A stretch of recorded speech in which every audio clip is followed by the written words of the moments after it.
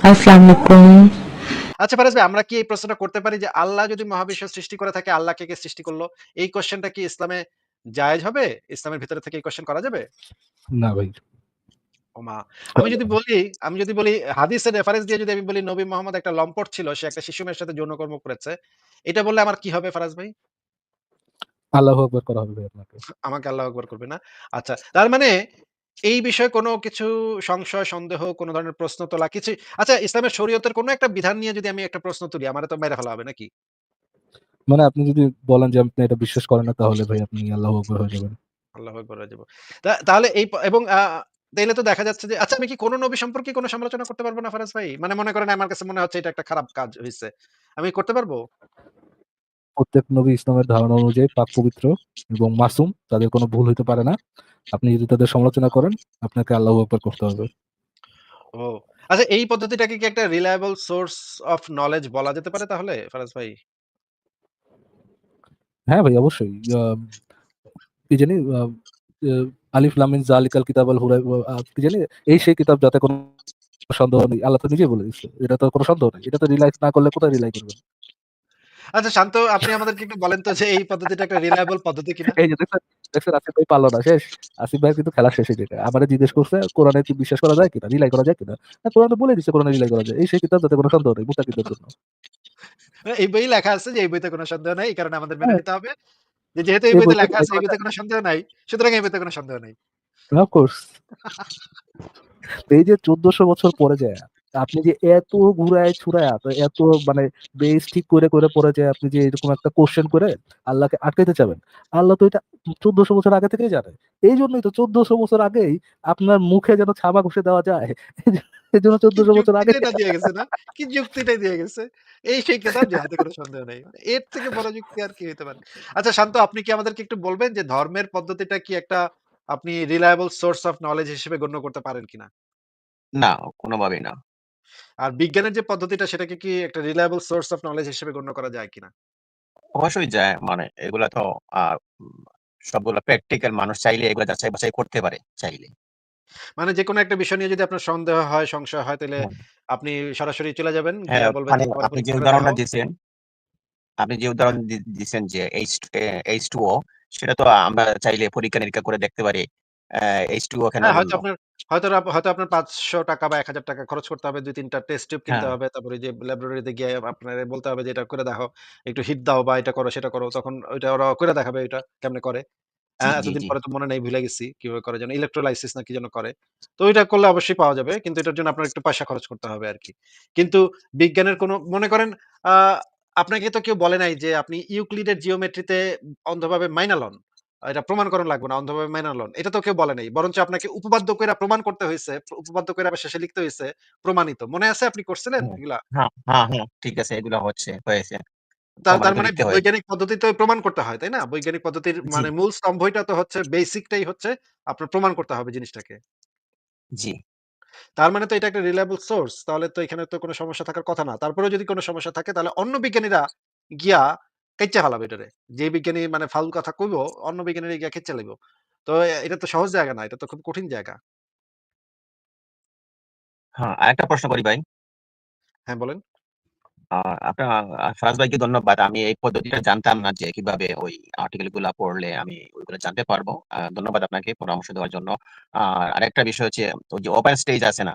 ওখানে দেখলাম ওই মুশফিক মিনার আপনাকে মানে অ্যা বলতেছে আপনি বাটপারি করেন। আপনি ওই কি যেগুলা জয়ীফ হাদিস ওইগুলা মানুষকে দেখাইয়া মানুষকে অ্যা মানে বিভ্রান্ত করতেছেন। এরকম একটা অভিযোগ করে কোনটা এখন। এটা যদি আমাকে একটু দেখায় দিতেন। একটা উদাহরণ হিসেবে একটা দেখান তাহলে আজকে। আমি আমি দেখাতে পারতেছি না। আমি তার লাইভ কিছু শুনেছি। শুনে মানে আমি তাহলে ঢুকছিলাম। এতগুলো শুনেছেন, আমি একটাও তো আপনার নিশ্চয়ই মনে আছে। একটাও মনে নাই? না শুনেন। তারা এইভাবে স্পেসিফিক ভাবে বলে নাই। যখন আমি ঢুকছি তখন বলে, "আপনি মুমিন না নাস্তিক এগুলা পরিচয় দেন।" আমি বললাম, "আমি ইসলাম ধর্ম আচ্ছা, পালন বুঝলাম। করি না।" সেটা বুঝলাম। কিন্তু ভাই তাহলে মুশফিক মিনার কি আসতে বলেন? মুশফিক মিনার তো আমার লাইভে এসে ৩-৪ টা আমার লেখা ৩-৪ টা না ২ টা না ৩ টা ভুল বাইর করছিল।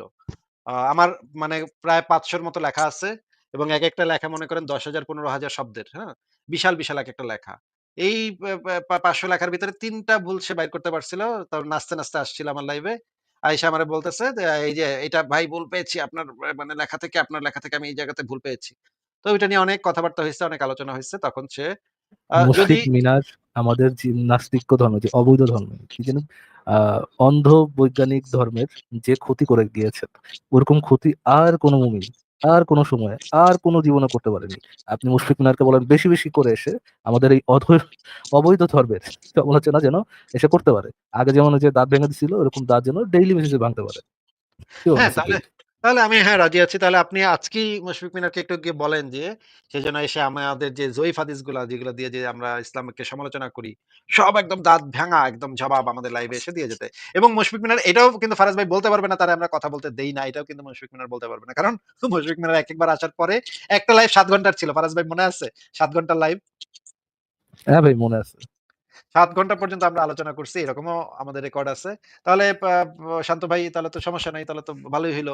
মুশফিক মিনার আমাদের লাইভে এসে আমাদের সামনে বসে আমাদের জয়ীফ হাদিসগুলো আমাদেরকে মানে একদম হাতে নাতে ধরায় দিবে। তাইলে তো বলেন তাকে আসতে, এসে দেখায় দিতে। হ্যাঁ, সেটা আমি যদি ওনার সাথে যুক্ত হই কখনো, ওনাকে বলে দেখবো। আপনি চ্যালেঞ্জ করেন আসিফ ভাইকে, কোনগুলা জয়ীফ হাদিস ওইগুলা ওনার মুখে ছুড়ে মারেন আর বলেন এগুলা জয়ীফ হাদিস। এইভাবে বলবো ওনাকে, কিন্তু আমি বলতে চাইছিলাম কিন্তু সুযোগ পাই না। ওরা আমাকে বলে আল্লাহ নাই, এটা প্রমাণ করেন, এমন একটা কথা বলে। আমি বললাম যেটা নাই সেটা আবার প্রমাণ হয় নাকি? তখন আমাকে মানে পেঁচাই আ লিছে। তখন আমার ভালো লাগে নাই, বললাম ওয়েস্ট অফ টাইম। তখন বের হয়ে চলে আসি। আল্লাহ নাই বা কুতকুত দেবতা নাই, এরকম তো কোনো কিছুই তো আমাদের দাবি না। এটা তো আমাদের কোনো অ্যাক্টিভ ক্লেইম না। তাই না? জি, জি। আমরা তো এরকম কোনো দাবি করি না যে কুতকুত নাই। কুতকুত কি ভাই? এটা আমি জানি না কুতকুত কি। এটা কি খায় না মাথায় দেয়? আল্লাহ কি খায় না মাথায় দেয়? এটাই তো আমি জানি না। তা আল্লাহ কি তুমি দাবি করতেছো আল্লাহ কি? এটা তো তুমি আগে বলো আল্লাহ কি? এবং এটা কই আছে, কেমনে আছে এবং এটার প্রমাণ কি?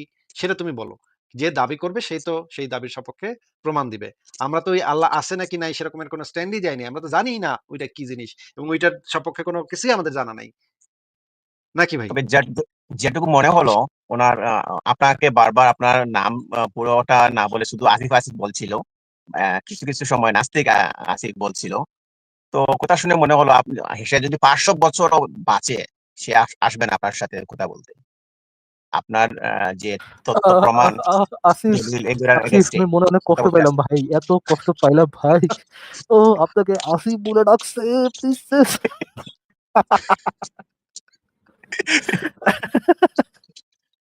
ভাই, আরে নাস্তিক খুব আসিফ কষ্ট বলে না, হলো। যদি লোকে শুনে যায়, যদি মোমেন্টটা শুনে আপনাকে সার্চ করে, সেই বইয়ে হয়তো সে পুরো নাম বলে না বা নাস্তিক আসিফ মহিউদ্দিন বলে না, শুধু আসিফ বলে। শুনেন শুনেন, আমি আপনার একটা সংক্ষেপে কথা বলে দিই, হ্যাঁ। আমাদের প্রিন্সেস, প্রিন্সেস কি জন্য প্রিন্সেস বলছি আমি একটু দেখাই দিই। প্রিন্সেস কাকে বলছি এটাও তো একটু দেখা উচিত, মানে দেখানো দরকার কি আমাদের এই যে প্রিন্সেস, মাঝখানে প্রিন্সেসকে দেখা যাচ্ছে। হ্যাঁ, হ্যাঁ, এই যে প্রিন্সেস আছেন, প্রিন্সেস হচ্ছে আমাদের সাথে তার কোনো সমস্যা ছিল না। কতদিন পর্যন্ত সমস্যা ছিল না? যতদিন পর্যন্ত প্রিন্সেসের যে অন্যান্য দিনী ভাইগুলো আছে, হ্যাঁ, ওই দিনী ভাইয়ের আবলামি তাবলামির জন্য তাদেরকে পচাইতাম, কিন্তু এই প্রিন্সেসকে পচাইতাম না ততদিন পর্যন্ত। প্রিন্সেসের সাথে আমাদের সম্পর্ক খুবই ভালো, খুবই ভালো। সে তো মানে পারলে ডেইলি বেসিস লাইভে আসে, সে এসে কথা বলে। আম, সে আমাদের সাথে আমাদের নিয়ে কোনো বাজে কথা এরকম কোনো লাইভে বলে বেড়ায় না, আরে অ্যাক্টিভলি আমার সাথে বলে বেড়ায় ফোনেও না আর কথা কি। বলতো। আমার সাথে ফোনেও কথা ফোনে কথা বলতো ভাই। বলতো, মেসেজেও কথা হইতো, বা এই সব সব সব ঠিক ছিল, হ্যাঁ। কিন্তু যখন সামহাও এই প্রিন্সেসের আবলামি তাবলামি নিয়ে আমরা কয়েকটা ভিডিও ছাড়লাম, তখন না, নাস্তিকরা এত খারাপের খারাপ, নাস্তিক আসি, নাস্তিক পারাস, না, না ফারাজ এত ভাই খারাপের খারাপ। সমস্যাটা তার সমস্যাটার শুরুটা কোথা থেকে হইলো সেটা আমি একটু বলে দেই। মিনার আইসা আমাদের লাইভে আইসা খুব মানে খুব সাহস নিয়ে বইলা গেছে যে, "হয় ইসলামের দাসীর সাথে লাগালাগি করা এগুলা হালাল। ইসলামের যুদ্ধবন্দী নারীর সাথে করা হালাল। ইসলামের শিশু মেয়ের সাথে করা হালাল।" এগুলা সব আইসা বইলা গেছে। বইলা যাওয়ার পরে মুমিনদেরই আরেকটা গ্রুপ তখন কইতেছে যে, "মিনারে তো নাস্তিক হয়ে গেছে। মিনার নাস্তিক আসিফের লাইভে গিয়া সব স্বীকার করে আহে। ওরে ও তো মানে এটা কেমন কথা? আমরা এতদিন ধইরা নাস্তিক আসিফরে জবাব দিয়া যাইতেছি। কিন্তু মিনার এক লাইভে গিয়া সব স্বীকার করে আহে। আমরা এতদিন ধরে করতেছি। আমাকে সব মানে কষ্ট জলাঞ্জলি দিয়া মিনার গিয়া স্বীকার করে আহে। এইটা বইলা মিনারকে তারা দিল হুমকি। মিনারকে নাকি পিটাবে, মিনারকে নাকি মারবে। মিনার নাকি বাসা থেকে পালায় গেছে শুনলাম। বাসা থেকে অন্যান্য জায়গায় নাকি লুকায় আছে। তো লুকায় টুকায় আছে। এখন ওই সময় তারা লুকায়, লুকায় লাইভ করে যে ওই অমুক মুমিনরা নাকি তাদেরকে এখন হুমকি দিচ্ছে এবং অমুক মুমিনরা সহি ইসলামের পথে নাই। এই নিয়ে ২ গ্রুপের ভিতরে মারামারি।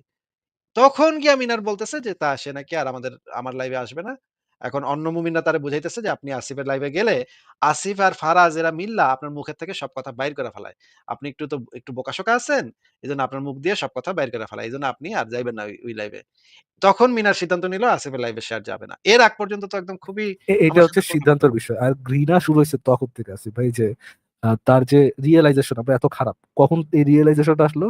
যখন তার আবলামি সব নিয়ে ভিডিও টিডিও বানাইলাম, যারে প্রিন্সেস যখন তারে প্রিন্সেস নামে পরিচিত করে দিলাম দুনিয়ার কাছে, তখন তার রিয়েলাইজেশন হচ্ছে ও এরা তো অনেক খারাপ, এরা তো আচ্ছা, আ আ ফারাজ ভাই আমরা যে শুরু থেকে মোহাম্মদরে গালিতেছি, এটা নিয়ে তো আর রিয়ালাইজেশন এটা আসে এটা নাই, তাই না? এটা এত সমস্যার বিষয় না, এটা এটা ঠিক আছে, বাট আমারে নিয়ে আমাকে প্রিন্সেস বলছে, নারীবাদী বলে নিজে, তারা নিজেদেরকে নারীবাদী বলে আবার অন্যকে কটাক্ষ করার জন্য তাদেরকে নারী সুলভ ট্যাগ দেয়। আহ, নবীরা সেই তো কবে থেকে কইতাছে এটা নিয়ে তার কোনো টেনশন নাই। আইসা নাচতে আমার লাইভে এসে কথা কইতাছে। আর হেরে নিয়া হেরে প্রিন্সেস বলছে দেইখা এখন সে নাকি গোস্বা করে আর আসবে না আমাদের লাইভে। এটা ভাই কেমন কথা আমি তো বুঝলাম না। এটা কিভাবে একজন মুমিন এই দাবিটা করতে পারে? এটা তো তার ঈমানের প্রশ্ন। যে তার সে তার সমালোচনা সহ্য করতে পারতেছে না কিন্তু আসিফ ভাই, মুহাম্মদের আসিফ ভাই সমালোচনা সহ্য আপনি করতে আপনাকে পারতেছে। একটা তামিল মুভি ডায়লগ শুনবেন। শুনি? এই হচ্ছে আপনার আর আমার মধ্যে পার্থক্য, আমি হচ্ছি মিনার আর আপনি হচ্ছেন একটা মিমার।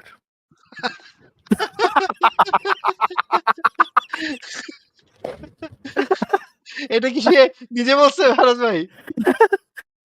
এটা কি সে নিজে বলছে মিনার? আপনাকে কি এই ডায়ালগ দিছে সে? ভাই দেখেন প্রাইভেট চ্যাটের কথা এটা আমি ডিটেল বলবো না, ডিটেল বলা উচিত হবে না, বাট আপনি নিজে একটু ইয়ে করে দেন, আপনি নিজে একটু মানে আহ, আমার কাছে ইয়ে মনে করবেন হচ্ছে এটা, যে সেই ডায়ালগ দিতে অন্য পারে। কেউ কথা বললে এই কথাটা কিভাবে বলতো, আর সে যদি নিজে বলতো তাহলে এই কথাটা কিভাবে ইয়ে করতো। ডায়লগটা অ্যাকুরেট, ডায়লগের আমার মধ্যে কাছে কোনো মনে হচ্ছে সমস্যা নেই। এই ডায়ালগ মিনার নিজে আপনাকে দিচ্ছে আমার মনে হচ্ছে ভাই। আচ্ছা ঠিক আছে। আ আ ফারাজ ভাই আমরা কি মিনারের একটা বক্তব্য একটু শুনে নিব? এখানে একটা মিনারের বক্তব্য একটা শোনার একটু শিওর দরকার শিওর আছে। শিওর। তাহলে আমরা একটু মিনারের একটা বক্তব্য একটু শুনে নেই। এখানে কি বলে মিনার একটু দেখি। আ এটা দাঁড়ান এটা একটু সরায় দেই। আ শান্ত সাহেব আপনি কি এই ভিডিওটা দেখতে পাচ্ছেন তো, তাই না? আমি ছাড়ছি, হ্যাঁ? জি। আচ্ছা। এখানে কারা উপস্থিত আপনি একটু দেখেন। কারা উপস্থিত লাইভে দেখেন একটু ছাড়ি। আচ্ছা, আমাদের সাথে হাসান নামে একজন আছে। জি, হাসান ভাই আপনি বলুন। ধন্যবাদ তোমাকে যুক্ত করবার জন্য। আমি আসলে অনেকদিন ধরে চাচ্ছিলাম আপনাদের সাথে যুক্ত হওয়ার জন্য। তো ব্যাক স্টেজ ফুল ছিল তো ঢুকতে পারি নাই। অনেকক্ষণ চেষ্টা করার পর ঢুকলাম। জি, জি। আমার যে বিষয়টা হচ্ছে, আমি আসলে ইসলাম সম্পর্কে তেমন বেশি জানিও না। তো মানে ডিপলি ইসলামের যে বিষয়গুলো আছে সেগুলো সম্পর্কে আমার জানা নেই। তো আমি ওই কোনো একটা মাধ্যমে এই একটা ইউটিউব চ্যানেলের সন্ধান পেয়েছিলাম আসিফ মহিউদ্দিনের।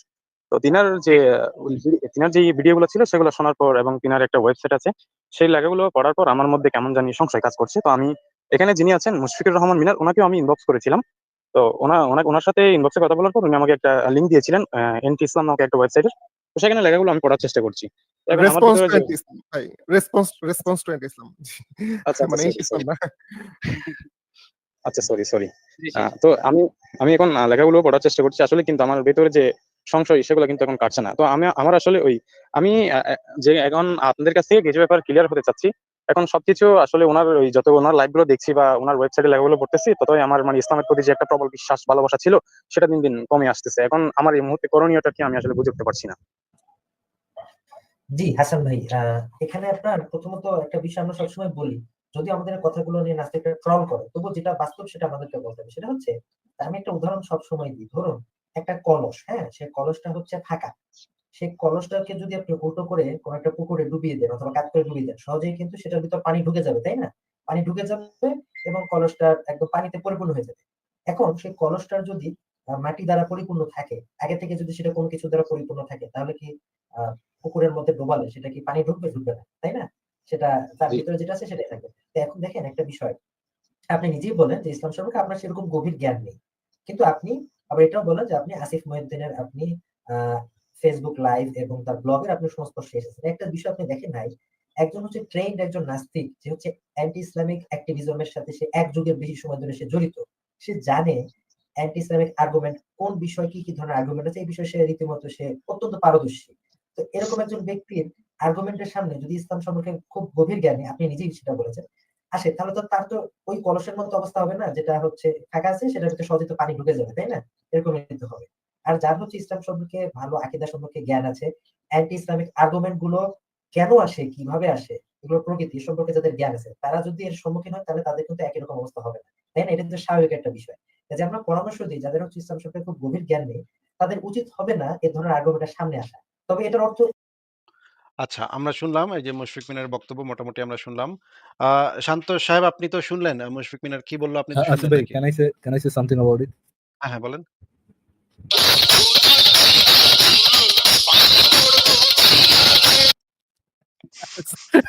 বোঝা বোঝা গেল না ভাই, বোঝা গেল। কিন্তু মিউজিক না চালানোই ভালো ফারাজ ভাই। আবার আমি একটা ইয়া খাবো।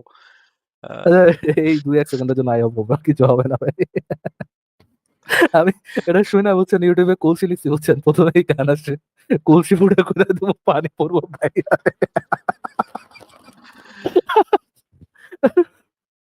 আচ্ছা, শান্ত সাহেব উনি এই যে মুশফিক মিনার তো বললেন যে আমরা নাকি ট্রেন্ড নাস্তিক নাকি? আমাদের আর্গুমেন্টের সামনে আসা যাবে না।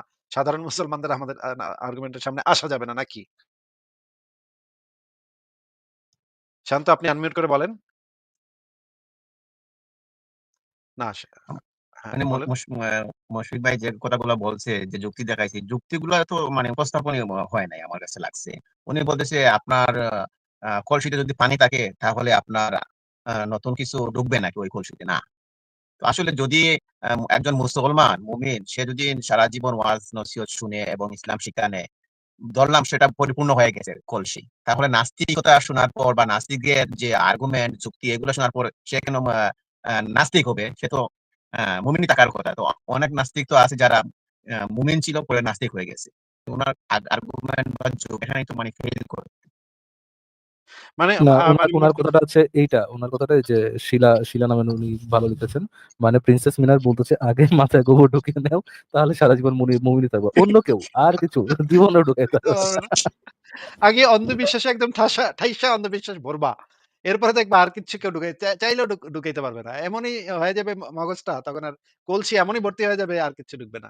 কিন্তু আমরা কিন্তু সবসময় বলি যে তোমাদের যদি নতুন আর্গুমেন্ট থাকে, নতুন কিছু যুক্তি থাকে, নতুন দলিল প্রমাণ থাকে, আমরা আমাদের স্ট্যান্ড পরিবর্তন করে নিব। যদি আমাদেরকে বেটার আর্গুমেন্ট কেউ দেখাইতে পারে, আমরা যদি দেখতে পাই যে আর্গুমেন্টটা আমাদের আর্গুমেন্টের থেকে বেটার, তাহলে আমাদের সবসময় স্ট্যান্ড হচ্ছে আমরা অবশ্যই যুক্তি, তথ্য, প্রমাণের সাথেই থাকবো। আমরা আমাদের অবস্থান পরিবর্তন আসিফ করব ভাই, না কি ফারাজ ভাই? 5 মিনিটস আসিফ ভাই। 5 মিনিট। 5 মিনিটস মানে কি আপনি 5 মিনিটস পরে আসতেছেন? আচ্ছা ঠিক আছে। তো শান্ত আপনি তো দেখলেন যে কি একটা অবস্থা যে মুশফিক মিনার মানে পরামর্শ দিতেছে যে এই সমস্ত নাস্তিকের আর্গুমেন্টের সামনে কাছাকাছি না যাওয়াই ভালো, এগুলো না শোনাই ভালো। এগুলো শুনলে মাথায় এগুলো ঢুকে যেতে পারে। ঢুকে গেলে ঈমান দুর্বল হয়ে যেতে পারে। কিন্তু আমরা তো যেটা বলি যে হ্যাঁ, মুমিনদের লাইভেও আপনারা শুনেন, মুমিনদের বক্তব্য শুনেন এবং আমাদেরটাও শুনেন, মুমিনদেরটাও শুনেন। পাশাপাশি ২ টাই শোনার পরে আপনারা যুক্তি দিয়ে চিন্তা ভাবনা করেন। আমরা তো সবসময় সেটা বলি নাকি ভাই? জি, জি, ঠিক আছে। আর ঠিক আছে, শান্ত আপনার ভাই আর আপনাদের কিছু বলবেন আপনি? কোনো প্রশ্ন না। তবে একটু বিনোদন পাচ্ছি। আর আপনাদের এই ভিডিওগুলো আমি শুনি, বিনোদন পাই এবং শিক্ষা পাই। শিখি অনেক কিছু। আর আজকে অনেক মজা পাচ্ছি একটা বিষয় নিয়ে বলে শেষ করে ফেলবো আমার কথা খুবই সংক্ষেপে। এই যে আমেরিকা, ইসরায়েল, ইরানে ১৪ জন বিজ্ঞানী সহ ৬০০ র উপরে মানুষ হত্যা করছে ইরানে। এবং তাদের পরমাণু স্থাপনাগুলা মানে গুড়িয়ে দিয়েছে বা নষ্ট করে দিয়েছে। তারপরও আমার আশেপাশে কিছু মুসলমান আছে, মুমিন আছে। তারা মানে বলে ইরান জিতে গেছে। এবং আমেরিকা নাকি ইরানের হাতে পায়ে ধরে যুদ্ধ বন্ধ করছে। এইগুলা শুনে মানে আমি খুবই হাসছি। জানি না আপনাদের কেমন লাগছে এগুলো ভাই শুনে? মুমিন সবসময় জেতে। ওরা হারলেও জেতে, জিতলেও জেতে। ঠিক আছে? আমি একটা যুক্তি দেখাইলাম। আ এই কাতারের মানে যে ঘাঁটিগুলা আছে এগুলা খালি করে ফেলছে। ৩ দিন আগে তারা আক্রমণ করছিল, ৩ দিন পরে তারা লুকিয়ে গেছে। এবং আমেরিকার এমবাসি বলছে আমেরিকানরা সবাই লুকিয়ে যাও। এটা ইরান জানে তারপরেও আক্রমণ করলো। এটা বলার পর বলে এটা পাওয়ার। মানে হাস্যকর সব মানে মানুষের কি বলবো ভাই, মানে অনেক ঠিক আছে। মজা পাইছি। শান্ত ভিডিও ভাই দেখে এগুলো অনেক আমরা হাসছি। বুঝি। ঠিক আছে তাহলে আপনাকে আজকে বিদায় জানাই আমরা। হ্যাঁ, ধন্যবাদ ভাই। ঠিক আছে, ভালো থাকেন। আপনাকে বিদায় জানালাম। পরের জনকে যুক্ত